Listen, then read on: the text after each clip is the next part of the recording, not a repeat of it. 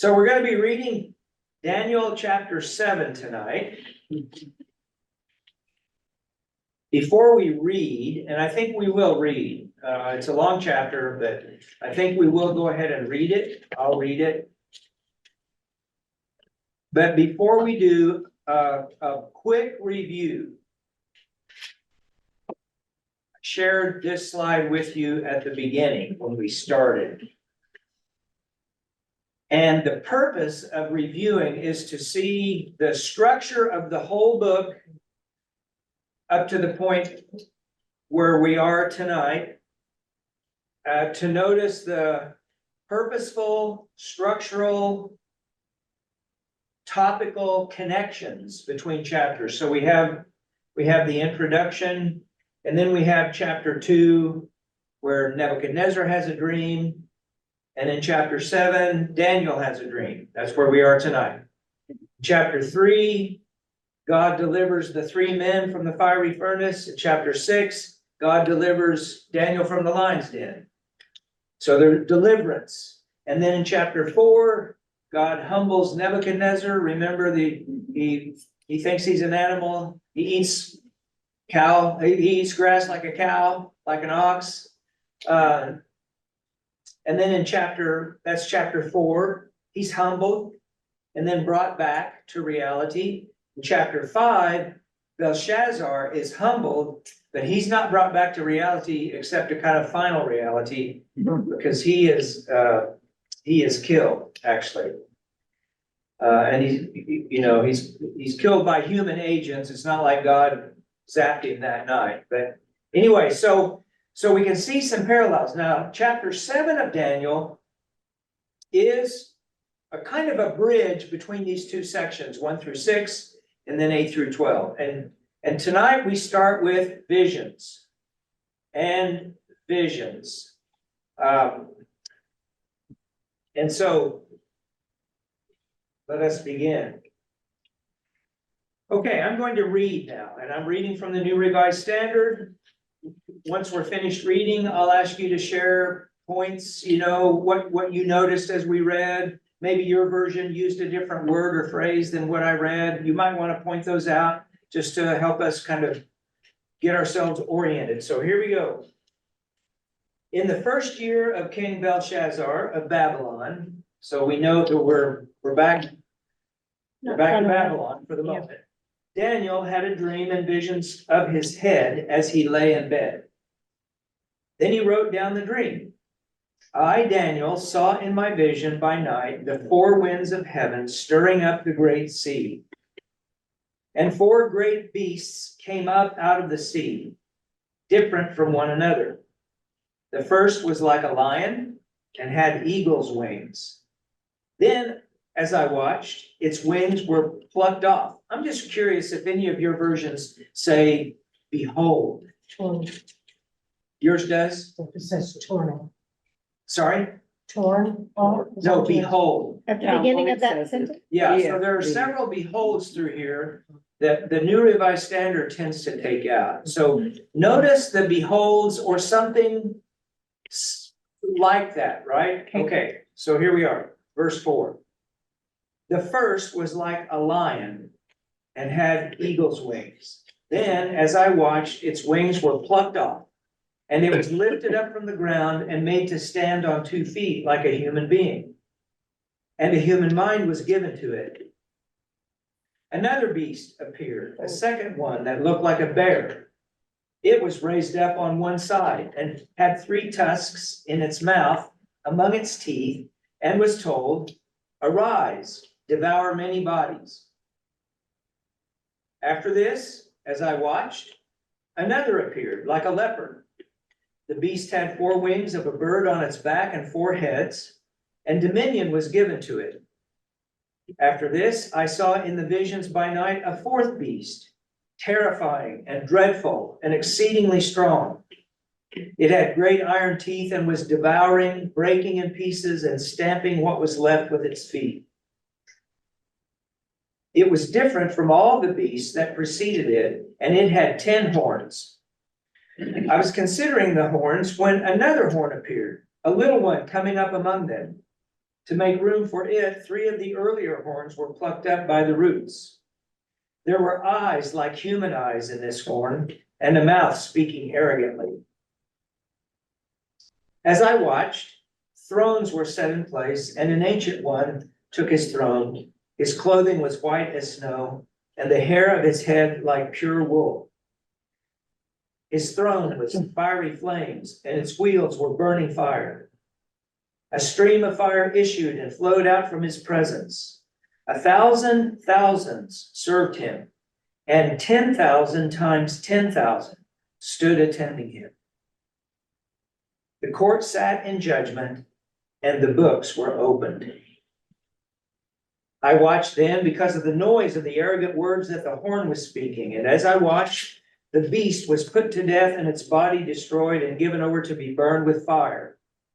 As for the rest of the beasts, their dominion was taken away, but their lives were prolonged for a season and a time. As I watched in the night visions, I saw one like a human being or a son of man, coming with the clouds of heaven. And he came to the Ancient One, or the Ancient of Days, and was presented before him. To him was given dominion and glory and kingship, that all peoples, nations, and languages should serve him. His dominion is an everlasting dominion that shall not pass away, and his kingship is one that shall never be destroyed. As for me, Daniel, my spirit was troubled within me, and the visions of my head terrified me. I approached one of the attendants to ask him the truth concerning all this. So he said that he would disclose to me the interpretation of the matter. As for these 4 great beasts, 4 kings shall arise out of the earth. But the holy ones of the Most High shall receive the kingdom and possess the kingdom forever, forever and ever. Then I desired to know the truth concerning the 4th beast, which was different from all the rest, exceedingly terrifying, with its teeth of iron and claws of bronze, and which devoured and broke in pieces and stamped what was left with its feet. And concerning the 10 horns that were on its head, and concerning the other horn which came up, and to make room for which the 3 of them fell out, the horn that had eyes and a mouth that spoke arrogantly, and that seemed greater than the others.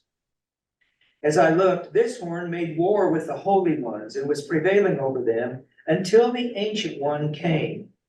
Then judgment was given for the holy ones of the Most High, and the time arrived when the holy ones gained possession of the kingdom. This is what he said.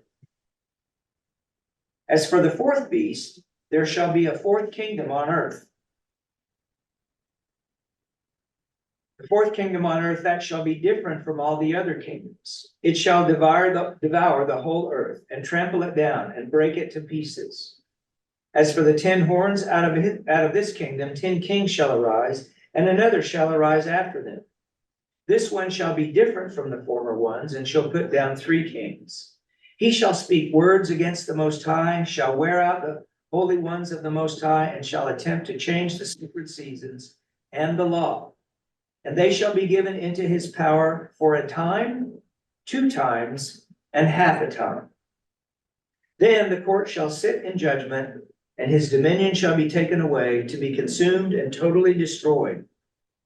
The kingship and dominion and the greatness of the kingdoms under the whole heaven shall be given to the people of the holy ones of the Most High. Their kingdom shall be an everlasting kingdom, and all dominions shall serve and obey them. Here the account ends. As for me, Daniel, my thoughts greatly terrified me, and my face turned pale. But I kept the matter in my mind. All right, so as I read, what words jumped out at you? What words were in your Bible that I didn't say? Anything like that? What did you notice? Well, since it's at the end in my mind at the moment, what you read is that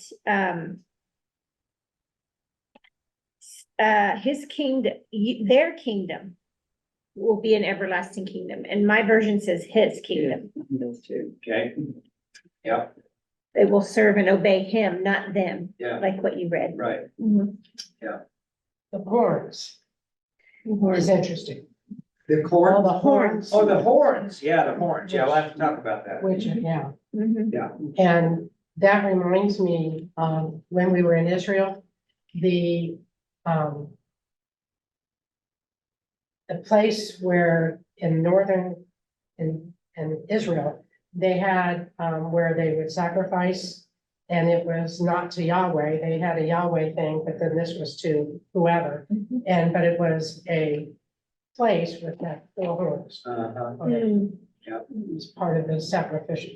And I don't know if that's the same as, if that vision is, Like Yeah, that. so the horn is a symbol of power and authority. So, yeah, Is it a horn? Yeah, or yeah. a horn? no, horns, yeah. So, you've seen any of those movies with the Vikings in them? yeah. They got horns on their helmets. I don't really know if the Vikings had horns on their helmets or not, but that's Okay. the idea of the horn, or some cult of some kind that uses an animal head with horns on it. The horn is a symbol of power. So when we read horn, often in the Bible like this, we need to think of a authority, power, like a system, right? A kingdom or a king. Good. What else? What else did you notice? Of course, the saints or the holy ones, or however you want to say. Yeah, who are they? We'll have to, hopefully we'll get to that. Mhm. And the ancient one, because my study said it's the only chapter in the Bible that calls God, what is he calling the ancient? Yeah, the Ancient of Days or the Ancient One. Yeah, Mhm. Yeah. And this must be where we get the white-haired, yeah. where we get that idea that that's what God looks Yeah, like. God is a white-haired old man. Uh-huh, uh-huh. But there is, the white and the fire, of course, have other meanings as well, but the Ancient of Days, the idea of age here, by comparison to these kingdoms, that even if they last 200 or 300 years, that's still, in terms of eternity, that's like an eye blink. That's nothing compared to the Ancient of Days. And his throne, the Ancient of Days throne, it's in verse 9, the first time I've noticed this, it actually has wheels. Yeah, I wondered if anybody would catch that. So the throne of the Ancient of Days has wheels. It's like Ezekiel's wheels. Well, Or the Pope movie? there's similarity there, but there's the inclination that the throne here is like a chariot throne, right? So God as a warrior in a sense. Yeah. Right. Any of you onliners there, you Zoomers? What are you all thinking? Anything come to your mind?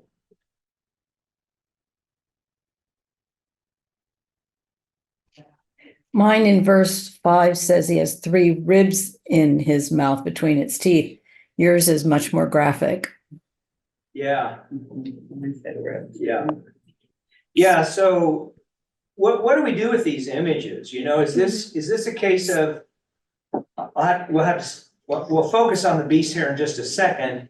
The symbolism of beasts, but here we've got a bear that is a very strange looking bear when you try to imagine.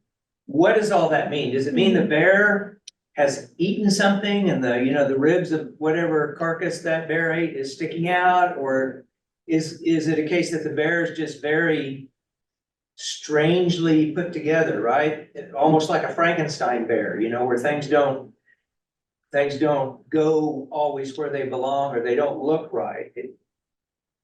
So in other words, is the description of the bear meant to be a kind of effect that adds to the strangeness of the picture, or is it related to the violence of what the bear represents? And probably both of those have some value in it. Yeah, Mine says, it's reference to ferocious, violent behavior. yeah, okay. And he was raised up on one side. Yeah, right. Whatever What that, does that mean? yeah. That's an interesting, yeah. Uh-huh. Right, But didn't you say tusks in his mouth? yeah, And my version says ribs in his mouth. Yeah. well, Which was it? I guess maybe they're all the same. Verse had 5. 3 tusks in its mouth among its teeth and was told, arise, devour many bodies. What did yours say? And it was raised up on one side, and 3 ribs were in its mouth between its teeth. Oh, And it's arise, devour much meat. yeah, okay. Was there anything else you noticed about the chapter? Anything at all? Well, some of it looks a little bit like a poem. Hmm. That in the way it's printed here. Yeah, There are 2 sections, 9 and 10, and then 13 and 14. right, Look like a poem or a song or whatever. yeah. And in my version, 23 through 27 also is set in verse form like that. Okay, But the scholars disagree about whether that's really poetry or not.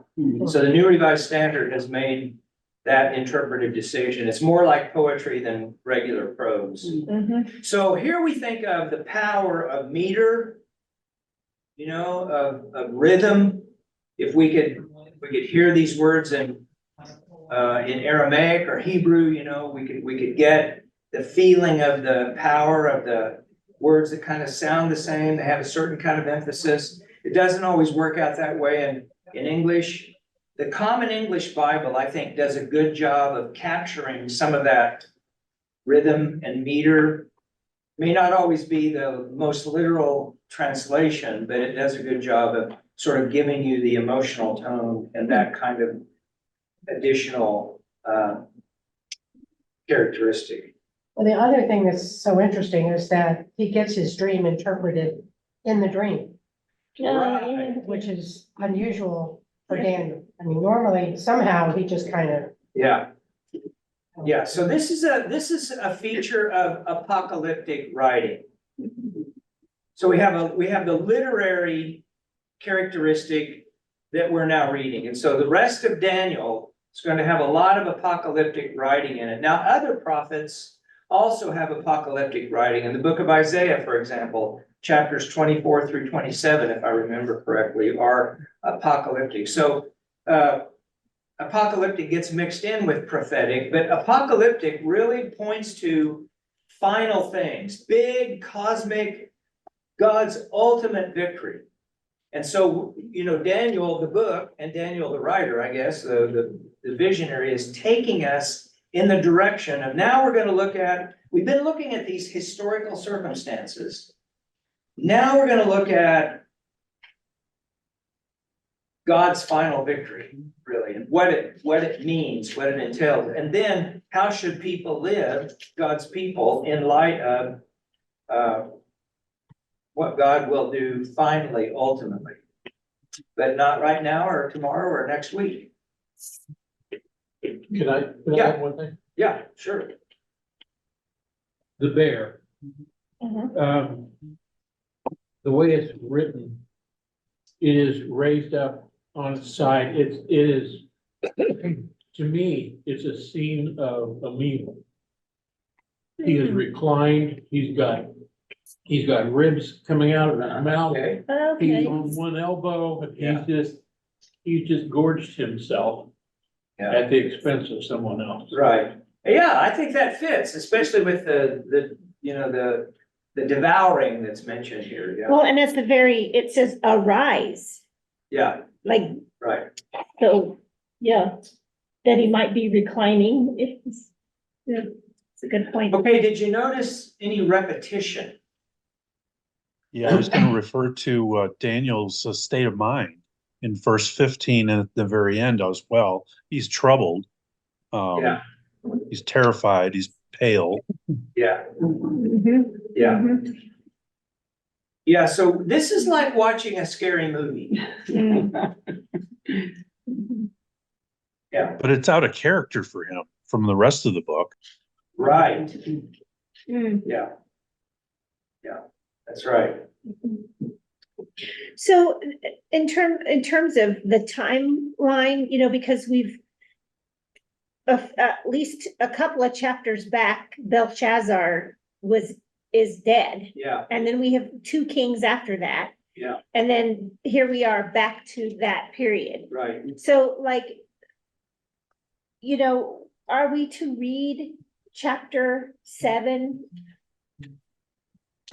with the story of Belshazzar and make some sort of connection there that we don't know to make because we're used to reading things chronologically?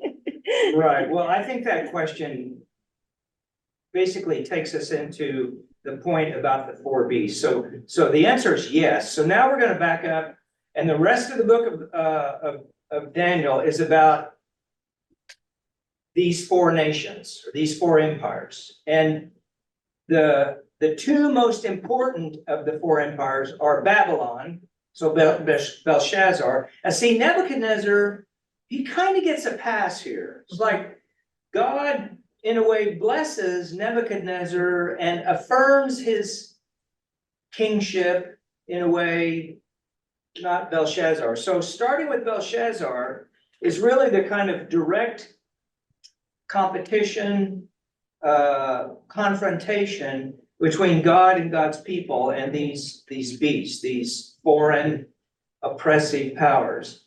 And the 2 powers most of concern are Babylon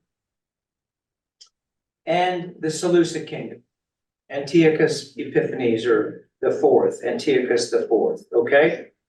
So we've got what, about a 400-year period here. If we go back to Belshazzar, we're in the 500s, mid 500s, and we go up to Antiochus, we're in the mid 100, like 165, 168, around in there. So historically speaking, that's the period of time. Now, obviously, not everything we're going to talk about can be identified with some aspect of history, a king or a nation or something like that. There's this bigger cosmic reality that's now coming into play. Well, the other thing is very unique here is the naming of the Son of Man, separate from Ancient of Days. Yeah, yeah, And it's clearly in his vision, 2 separate entities, but they're very close. right. They share certain characteristics. That's right. We will get to that. Okay, let me mention one other thing. Yeah, Well, I was just gonna also mention the holy ones or the saints. That, I think of that as a New Testament term, the Yeah. saints. Yeah. Not something that the people of God, the Israelites or the Jews. yeah, so Call good point. themselves So holiness primarily refers to transcendent set apartness. God is holy primarily because God is set apart, transcendent, awesome. People are holy by virtue of relationship to God, right? So the holy ones by virtue of relationship to God. Righteousness, justice, we use the word holiness also to refer to moral characteristics, but primarily, and that works, but primarily here, the holy ones are holy because they belong to the Ancient of Days. So who did they think that was that was referring to? Well, we'll have to try to get to that. Okay. Okay, the last thing I want to mention before we go on, did you notice there's a repetition? There are 2 sections about the 4th beast with the little horn. And quite a bit more description about that beast than the other beast. Not only because it's repeated, but even in the first time in the description of the 4th beast, there just are more verses given to the description of it. So clearly, this 4th beast gets additional attention. Okay, who is the 4th beast? We'll have to try to sort that out a little bit. All right, a couple of things early, then we'll scoot on here. The 4 winds and the sea the Great Sea. In one sense, the Great Sea is the Mediterranean. And the Mediterranean is sort of, Mediterranean is kind of in the middle of the whole earth, right?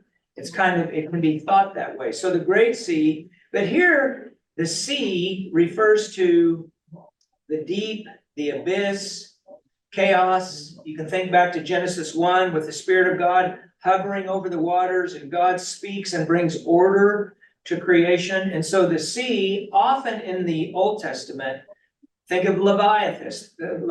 The sea is a symbol of chaos, disorder, danger, darkness.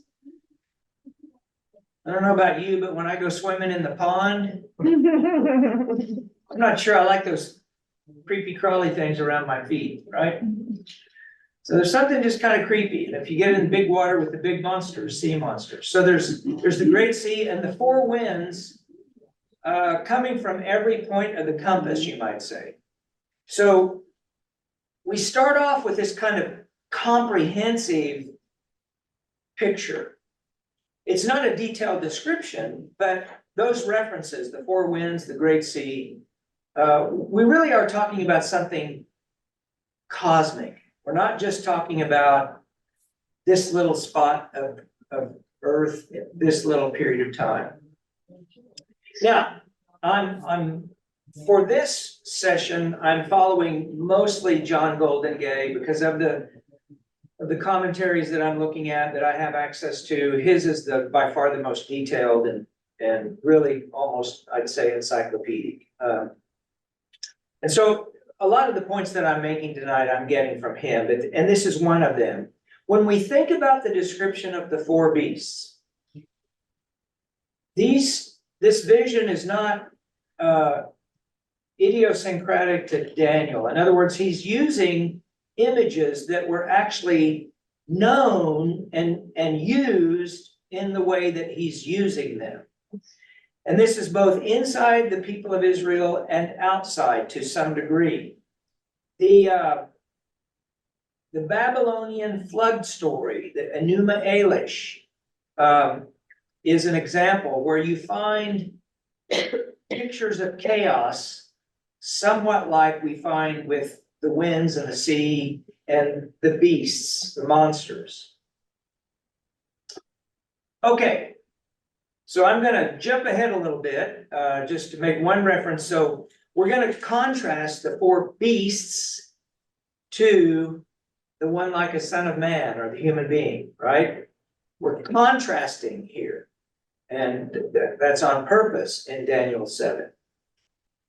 So one of the meanings of the references to the beasts is that they go against the order of creation. You notice, you've got a lion with wings on it, and you've got, you've got a leopard with four wings, and then a leopard with four wings. It gets plucked out. Yeah, so you get, again, these are, when we visualize these are monstrosities. And animals in the Bible do often symbolize violence. So this is all through the Old Testament especially. Let's look at Psalm 22, verse 21 for one example.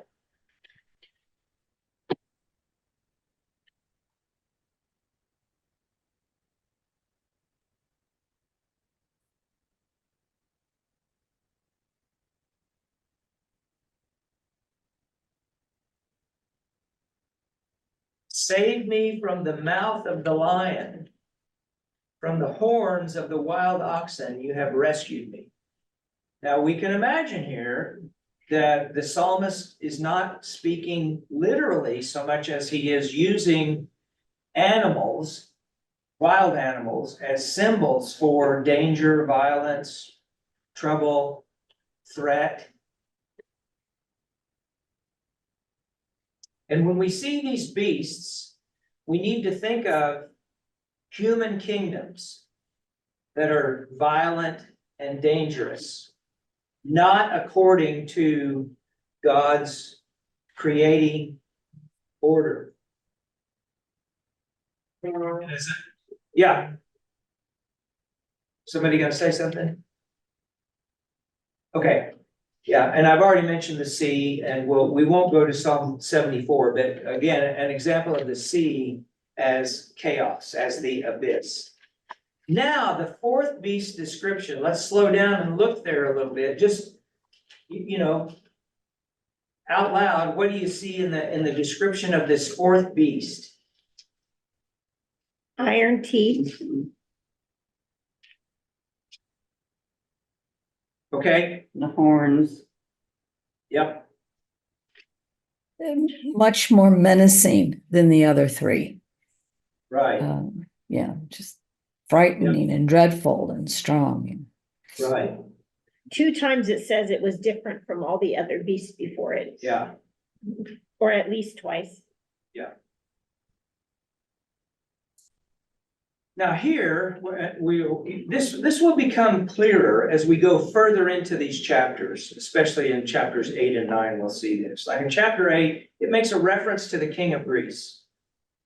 And from a Hebrew perspective, the Seleucid kingdom, the Ptolemaic kingdom, these are still Greek kingdoms because they're descended from Alexander the Great's empire. So the king of Greece, right? Well, according to the majority scholarship view, we are talking about the middle of the 2nd century with Antiochus Epiphanes, or the 4th, Antiochus the 4th. And he's come to Jerusalem. He's taken the city of David. He's set up kind of a boundary for where his people, his minions, can live. They brought in pagan items to worship and to symbolize their presence and power. It does say something here in chapter 7 about wanting to change the calendar. Now I'm making it a little more straightforward, but wanting to, and Antiochus the 4th did that. He wanted the Jews to use a different calendar, so that would mess up all the holy days, right? You just imagine, so we can get a sense of the threat that 2nd century Jews are feeling. We're not in chapter 7 in exile. The perspective is sort of like Daniel is back in his home country, like in or near Jerusalem. Because these people have come in to do these things. Rather than we're the exiles living in a foreign land. So parts of the description indicate that, they feel the threat in their own homeland. Which is one of the reasons the scholars think, as they do, about the dating of the book of Daniel. All right, now let's go back to chapter 2 and kind of pick up, this is where we'll see some of the connections between chapter 7 and chapter 2. And if you start with verse about 31, it'll get us there. Now, Nebuchadnezzar's dream is different. It's a dream of a statue. But notice the statue is made of 4, really 5 different elements. So we have the head made of gold. Then the arms are of silver. The middle is made of bronze. The legs of iron.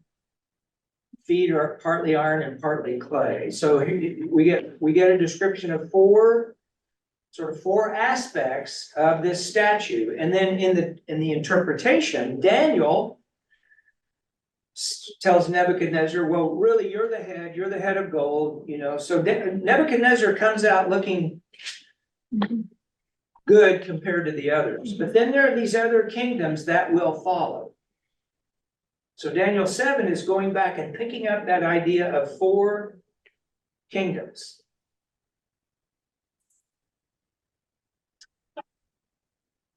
And the 4th kingdom is the one that's going to get the most focus. And we've already done the describing, at least for now, so maybe we'll leave it at that. All right, So a picture of the beasts. Violence, danger, oppression, all that. Chaos, threat. Now let's look at verses 9 and 10 in chapter 7. We go through some of the characteristics of that description.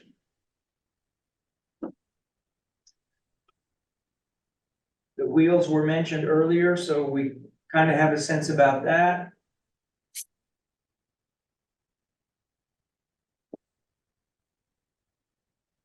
It talks about thrones were set in place. It's plural, Yes, not one. right. Throne set in place, but then there's the one who sits on the throne, right? So there's both thrones and the throne. Yeah. What do you think that suggests, that these thrones are set in place? Well, if Jesus has one place, maybe, and the Holy Spirit has one, Okay, and we don't know where James and John are. that's right, we don't. Yeah. But probably there's a linkage here between thrones and the holy ones who will rule. So a throne is a symbol of ruling authority. And we can picture a king and his court. So you've got all these attendants. And some of them are high ranking and they share in the authority of the king. And that's by the king's delegation. So the king ultimately is sovereign. But as it says in this chapter, the holy ones will rule. That means that the Ancient of Days shares his authority in some way. So let's try to compare the two sets of images we have here, the images of the beasts and the image of the Ancient of Days on the throne with myriads and myriads around him and this sort of court scene, you might say. What's the feeling you get there in each of them? Peace. Peace in the second one, you know, Really, peace. yeah. Peace Just- out. Well, because, it's one and not many, one, seated, you know, like Ruling. ruling, yeah. Hair white, clothes white. It just seems, it's not chaotic like Okay. the other So peace in the sense of order. order, Yeah, maybe, okay. yeah, not chaotic, Yeah, okay, that's Yeah. good. The fire though is interesting yeah. because the beasts are terrifying. They're beasts. But Right, then you've got the fire from the wheels and you have the fire flowing. right. So you get the picture. I don't know, of lava, what can you know? it's- Yeah, a A river, river of fire. yeah. Yeah. Yeah. Yeah, Which is fire. In scripture, is that generally destruction or judgment, or what is fire? fire does two things in the Bible. It Purifies. purifies and it destroys. So the fire coming, Elijah, the fire coming down, consuming. Yeah, Yeah. Oh, okay. yeah. Mhm. Yeah, so any other impressions about, let's stick with the throne room for a second. What other kinds of impressions? So we have order. Myriads and myriads, so he's not by himself. And there's judgment. Yeah, Yeah. There were books. right. Books are open. Yeah. Yeah, so the words that come to my mind, one, I mean, we've used this word so much it now doesn't mean anything, but the word awesome.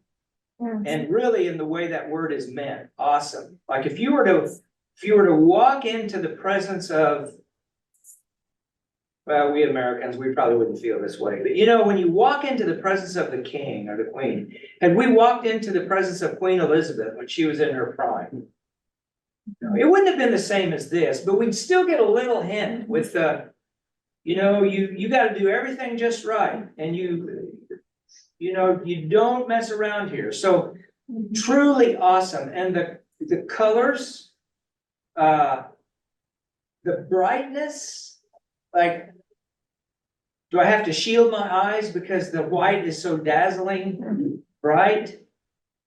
So there is a kind of sense of awesomeness and holiness and purity and rightness and power compared to darkness, chaos, destruction, violence. It sounds very much like the book of Revelation. Well, very much. Yeah. It's the same, Yeah. same vision. Okay, on the myriads, let's quickly go to Deuteronomy 33, excuse me. Verse 2.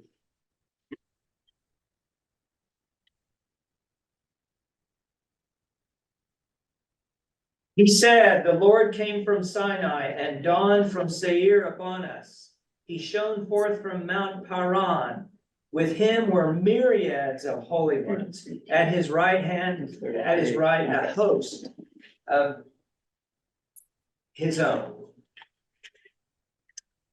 So this picture in Daniel 10,000 holy ones. echoes earlier visions of the manifest presence of God with the holy ones attending him in glory. And of course, these mountains that are mentioned, Sinai, obviously, but all the mountains.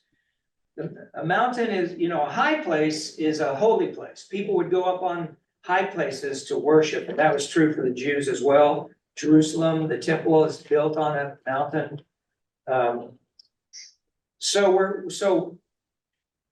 Part of what Daniel 7 is telling us is that the God who was with our people in the Exodus, that same God is with us.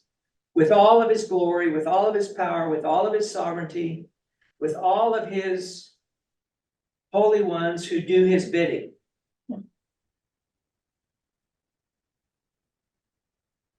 But here's the thing, Daniel isn't kicking back in his easy chair thinking, well, just how great is God, right? I mean, he's afraid.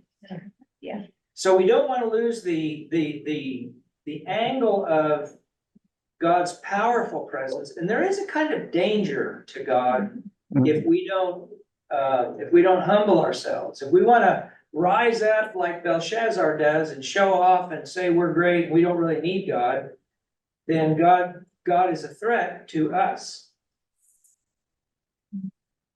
Okay, then 13 and 14.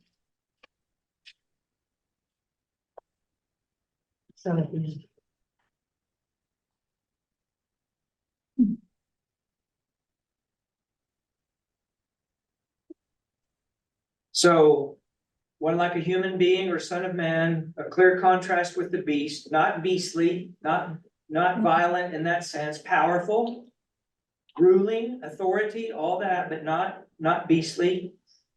Coming with the clouds of heaven. So not arising out of the sea, not out of chaos, but out of order, out of God's will. And the kingdom is eternal. So these beastly kingdoms will come to an end. And two examples, chapter 2, verse 37. Let's go there quickly.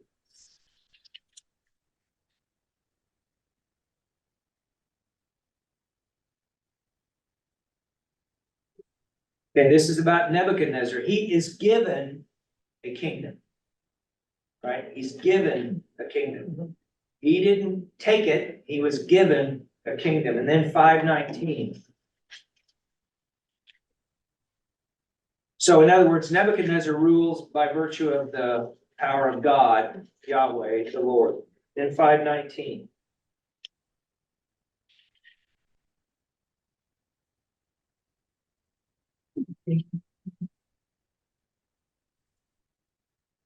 Maybe I should have said 18:2, but again, delegated authority. And these kingdoms will come to an end, as chapter 7 is telling us.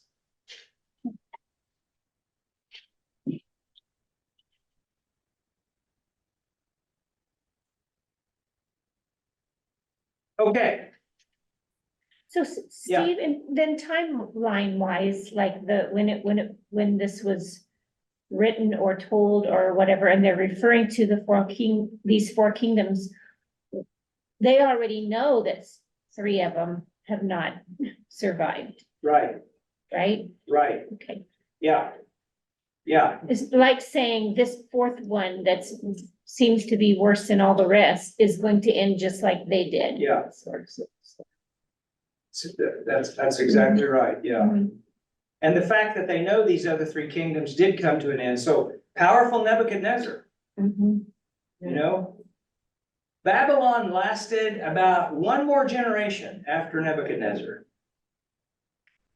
And then it was the Medo-Persian Empire. Mhm. Okay. So look at the description in verses 23 through 26 of the fourth beast again, and what do you notice there?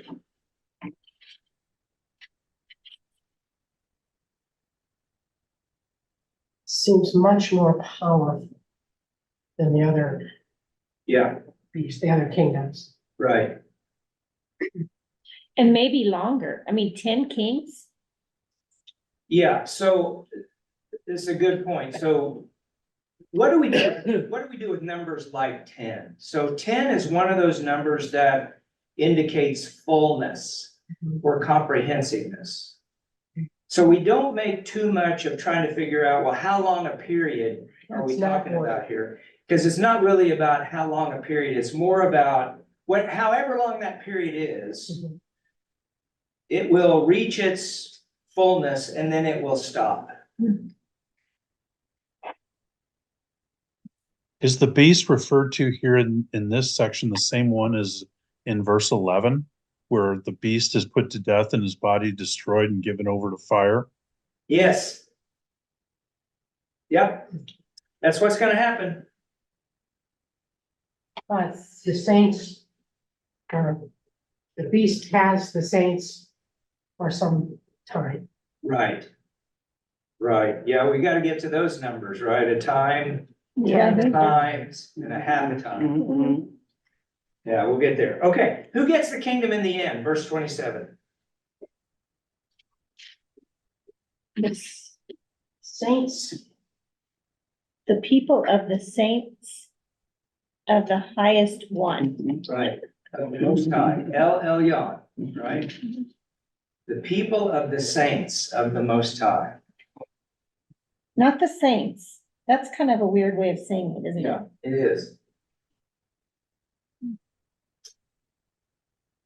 Here we have a kingdom of priests and a holy nation. You know, when it says in the book of Revelation, a kingdom and priest to our God, I mean, this is the image, so. It presents a kind of contemporary issue to us, so. I think the Bible is clear that God's people are to rule.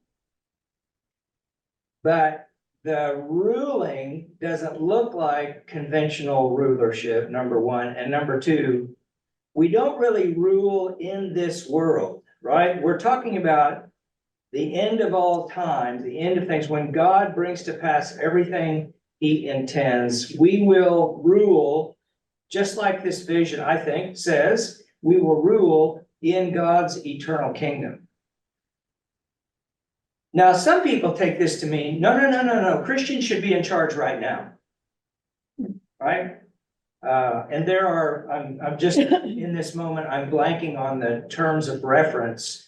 But there's actually a quite active kind of subculture in the United States of people who really believe Christians are to rule.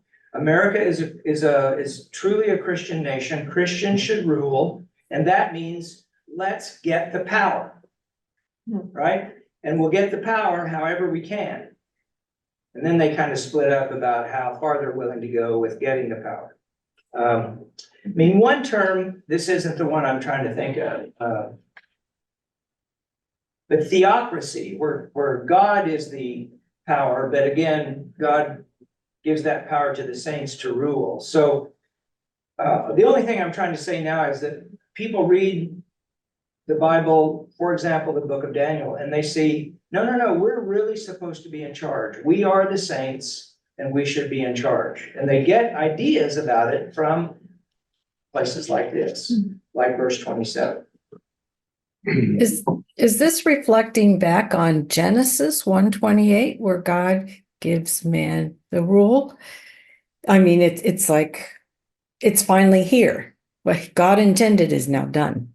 Yeah, that's a really good question. The thing, I don't exactly know how to answer it, because there seems to be a kind of connection there, but when you look at Genesis 1:26 through 28, God's image bearers are ruling over the animal creation, not over other humans. That's God's job, right? But Right, God right. shares, we rule over the natural world, if I could say it that way. So I'm not quite sure what to make of that. Okay. Could it possibly be in some way both and? It often is, so I think it could be, Well, I don't know when Yeah, I'm it not is, sure if in it's this case. actually yeah. those faithful people. I don't, but still, maybe the commission is there, Yeah, maybe. yeah. Well, I do think, see, this is where in a way, we have to hold our own feet to the fire. And, Christ has given the church authority. Mhm. Governing authority.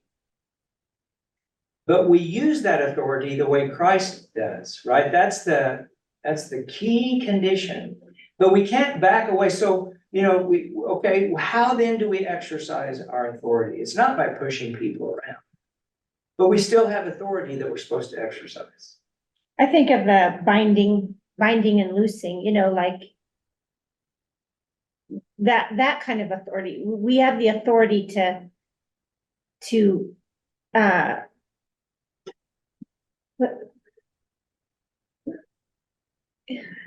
help release people Yeah. from their Bondage. Yeah. yeah. Or maybe help is too weak of a word, but in a way, actually release them. I mean, Yeah. Yeah, the authority comes through vulnerability and what looks like weakness according to the world. I mean, it's really hard to kind of keep it all straight. Yeah. I've always not really understood that binding and loosening. mhm. I I mean, think of it, do we have the power to, well, when someone wrongs us Uh-huh. and they ask for forgiveness, Mhm. we can either bind them up and not forgive, Mhm. or we can loose them but like and free them from. someone says, if the devil's after you, Uh, bind the devil up, yeah, so he's not bothering you. yeah. I mean, do we actually have that kind of power? I think do we that. do, actually. I think the only power the devil has really is to tempt us into thinking we don't have any power. Or something else, Mhm. I think the New Testament, the more I study it, the more clear it becomes that, freedom is really living the life that Christ has for us. And trying to live on my own is actually bondage. So, the word of the gospel, for someone who's really struggling with something, and a word of grace is spoken to them, and they hear it and they receive it, they kind of realize it and they receive it, they're liberated from something, from whatever it is that binds them. Someone who feels a lot of guilt and shame, and a word is spoken to them about forgiveness, you can see the burden lift off their shoulders. There's a lot of authority and power there that comes from Christ, I think. But again, that's not me consigning someone to the dark place because you've been bad. I don't have that power. That's not my call. But we do have power and authority. And even, I think of binding too as like binding up their wounds. Yeah, right. not like tying up a strong man, although maybe it's that too, but you know, like Yeah. binding up wounds and loosening, you know, chains, that sort of thing. Right, yeah. Okay, well, let's do a quick look through the New Testament. Where do we find Daniel in the New Testament? Ooh. We know the book of Revelation, but let's look at how often the words of Jesus, you know, Jesus is presented in these gospels as using words from Daniel 7. So Matthew 26:64. Yeah.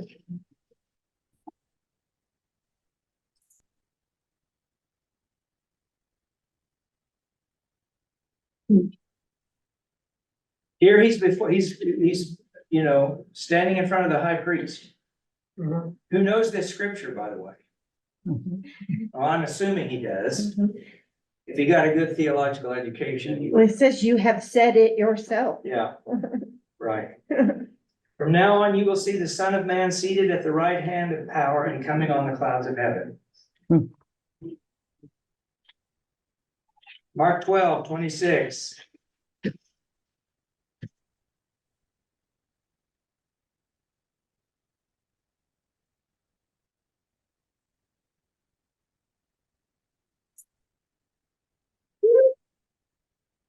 I got my verse wrong.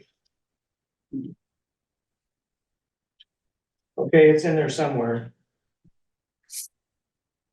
Because I checked earlier, where is it? Oh, yeah, Mark 12:26.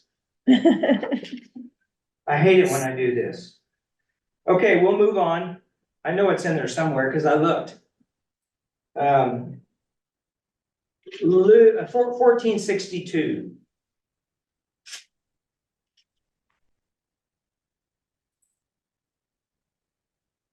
It was, or chapter 13:26, you weren't Oh, thinking. it's 13:26.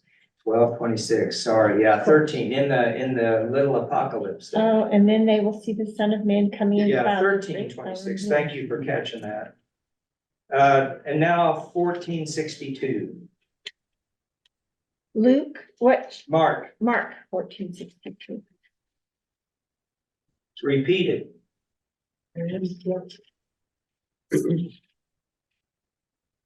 Again, in front of the religious authorities. Okay, Luke 21:27.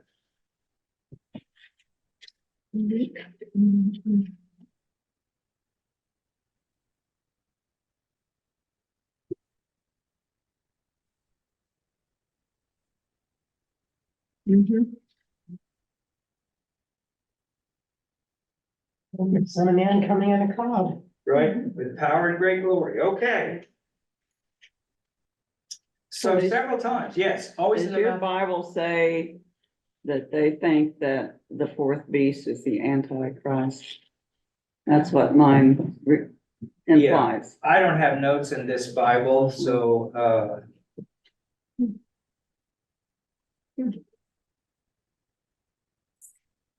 I'm trying to think of how to, what's the best thing for me to say at this point on that topic, because it is a little bit complicated. I think it is fair to say that the book of Revelation, in talking about the Antichrist, and the beast, is using Daniel. And I think it's fair to say that the revelation of John sees the same power at work in the Antichrist as we see in the beasts in the book of Daniel. Okay, Revelation 1:7.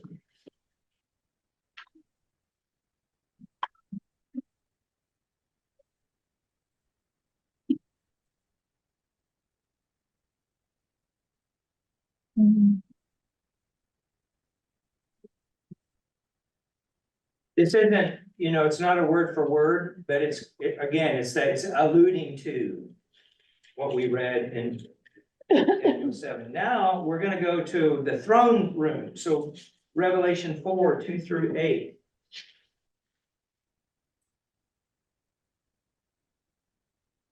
And notice the description of the one seated on the throne.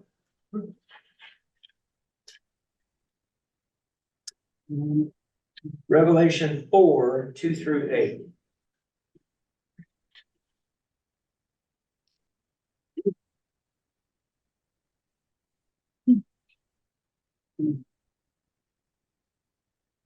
Now here we find living creatures, but they're worshiping the one seated on the throne. So, you know, things are back in order now, Mhm. right?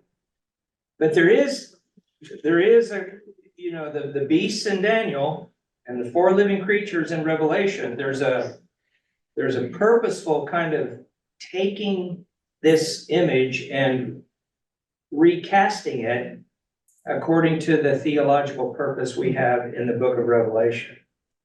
I never thought that the sea of glass was chaos under control. Right, and the sea of glass in Revelation might be as much about a little bit of separation, you might say, between the throne. Okay. So okay. we're, you know, in the presence, but he's still holy and Mhm. separate from us. Yeah. Okay. Some of the reading I've done, the sea of glass in Revelation refers to the sea in the temple. Oh, Which the- was Yeah, the yeah, place where they had water and it's where they ceremonially cleanse right, themselves. Hmm. And so later on in the Revelation, there is no sea.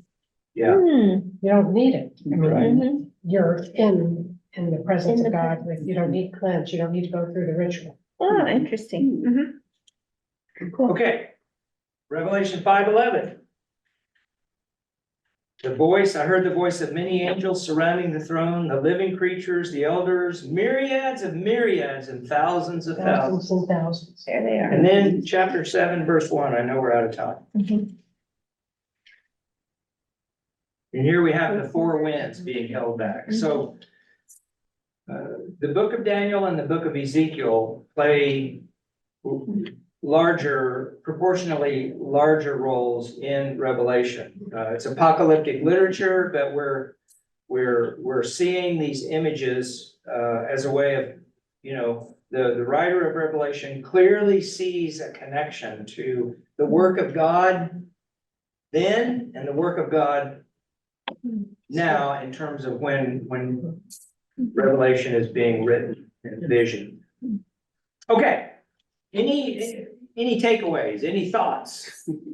The only thing I'm curious about is he clearly, at the end of this, he goes pale. He's troubled, terrified, something, which is a different countenance than he's had before. Right, And he's dealt with kings and bad guys and getting thrown to the lions and his buddies getting in trouble. I mean, compared to that, it's hard for me to I don't get the appreciation of what is so different about this vision. yeah, Clearly something is. right. Mhm. Yeah, that's the sort of observation that bears some thanking. Well, and that he kept it all to himself. Yeah. So it's like on the inside, you know, he's had these, but on the outside, when he goes before the king and is asked to interpret a dream, he tells it like it is, you know. Well, and this is all him, Yeah, Yeah, yeah. not somebody else. right, He's not sharing this. yeah. Mhm. And at the end of chapter 8, I mean, he's gonna be so shook up, he goes to bed, he's like sick for a while. Mm. Because it so shatters him in some way. Mhm. Yeah. But again, remember what it says in the book of Revelation, you know? Similar kind of, you know, I fell down as though dead. Yeah, yeah, yeah. Mhm. Okay, any other thoughts from the Zoomers? So did you say that the chapter 7 was representing Israel back in the Holy Land? Or Yeah, the vision, the way the vision is worded, the way it's described, it's more leaving the impression. It really doesn't explicitly say where people are. But leaving the impression that the people being affected by the beasts are actually in their own country. That's why scholars think that this part of Daniel is really written in the 2nd century BCE, because those are the circumstances they're living in now. Right, and I contrast that with the stories, the earlier stories of Daniel, the dream interpreter, where he's providing support for those in exile or giving them hope for the return. And here in the second century, the situation in Israel is different. And it almost seems as though Daniel doesn't know what's going to happen in the future, and he's kind of in that same situation as the exiles were in Babylon. Yeah. Right, and it is true that Antiochus' reign was especially brutal during the second century. So that the fourth beast really does stand out as worse than the others. Yeah. Okay. Chapter 8 next week. Okay.